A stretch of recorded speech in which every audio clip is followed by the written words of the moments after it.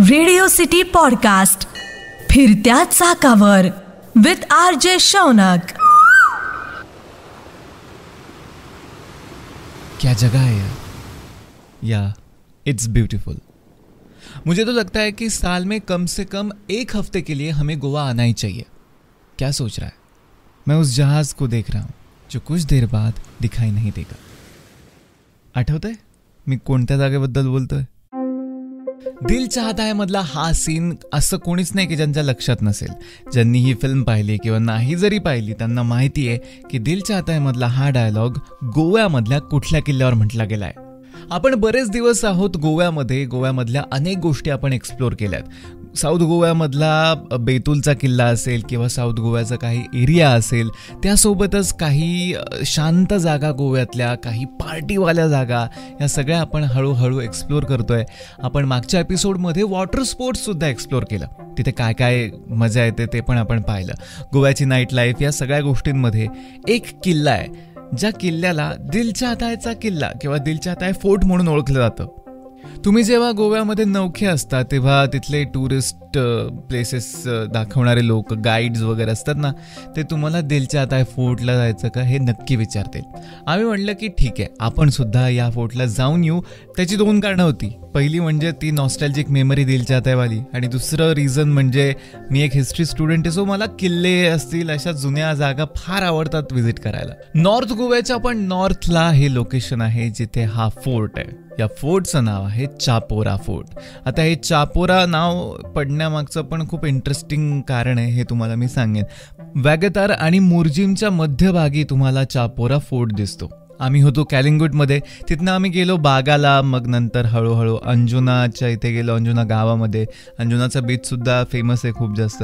त्यानंतर मग आम्ही वॅगतारमधनं चापोरा फोर्टपर्यंत पोहोचलो। गोव्याचा नॉर्दर्न भाग हा गजबजलेला असतो, तिथे पण इंटरेस्टिंग गोष्टी असतात, त्या हळूहळू एक्सप्लोर करत गोव्याची म्हणजेच कोकणातली लाल माती आम्ही न्याहाळत चाललो होतो। दुपारचं टळटळीत ऊन होतं, उन्हाळ्याचा काळ थोडासा असल्यामुळे आम्हाला खूप जास्त असं गरम वगैरे होत होतं। पण मध्ये रस्त्यामध्ये अनेक ठिकाणी लिंबू सरबतापासून ते इतर खूप जास्त असं नारळाचं पाणी असेल, ह्या सगळ्या गोष्टींमुळे आम्ही हायड्रेटेड राहत होतो। गोव्यामध्ये एक स्पेसिफिक प्रकारचे कपडे आपण घालतो बघा, तुम्ही सगळेच ऑब्झर्व करा। तिथे एकदम कॉटनचा असा थिन असलेला असा शर्ट तुम्ही घातला ना, तर तुम्हाला उन्हाळ्यामध्ये सुद्धा बऱ्यापैकी असं व्हेंटिलेटेड फील होतं। तसेच आम्ही होतो, हॅट होती, गॉगल्स होते, एकदम प्रॉपर गोवन वातावरणामध्ये आम्ही प्रवास करत होतो। चापोरा किल्ला याच्या बेसला आम्ही पोहोचलो। तिथे गर्दी होतीच, पार्किंग मोठी होती, आणि त्या दिवशी अनेक लोक तो फोर्ट बघायला आलेले होते। त्या फोर्टला सुरुवात होतानाच खाली खूप अशी दुकानं आहेत जिथे तुम्हाला शर्ट्सपासून ते इतर अनेक सुव्हिनियर्स गोष्टी ज्या घेऊन जाता येतील अशा दिसतात। तिथे अनेक फूड स्टॉल्स असतात जिथे तुम्ही खाऊ शकता, किंवा लिंबू सरबत असेल।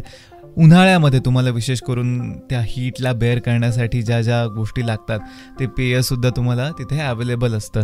त्यामध्ये मेनली नारळाचं पाणी असतं आणि लिंबू सरबत, इतर ज्युसेससुद्धा तुम्ही तिथे पिऊ शकता।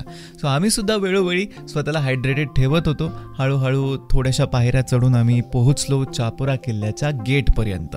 चापोरा किल्ल्याचं नाव चापोरा का पडलं याच्या मागची सुद्धा एक इंटरेस्टिंग स्टोरी आपल्याला ऐकायला मिळते। जेव्हा इथे आदिलशाहीची सत्ता होती तेव्हा हा किल्ला बांधला गेला, आणि या किल्ल्याचं नाव तेव्हा ठेवलं गेलं शहापुरा।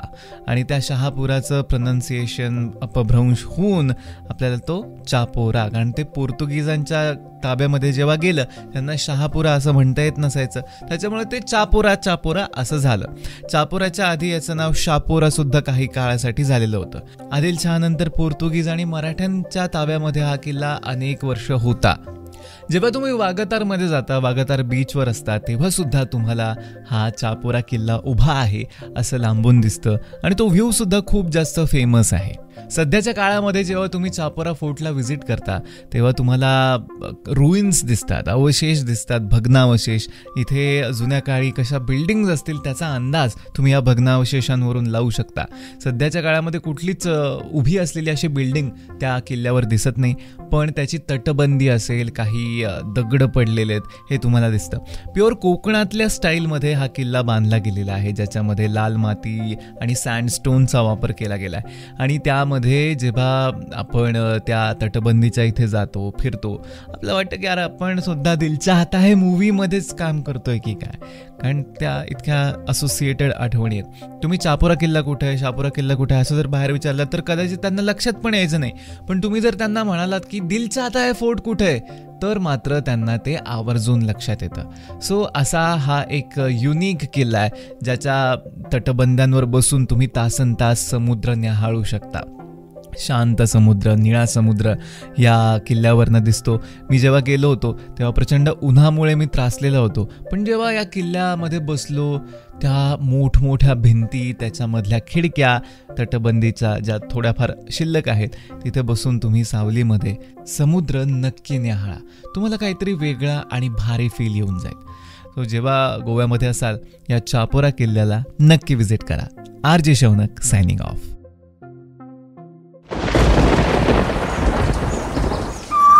रेडिओ सिटी पॉडकास्ट फिरत्या चाकावर विथ RJ शौनक.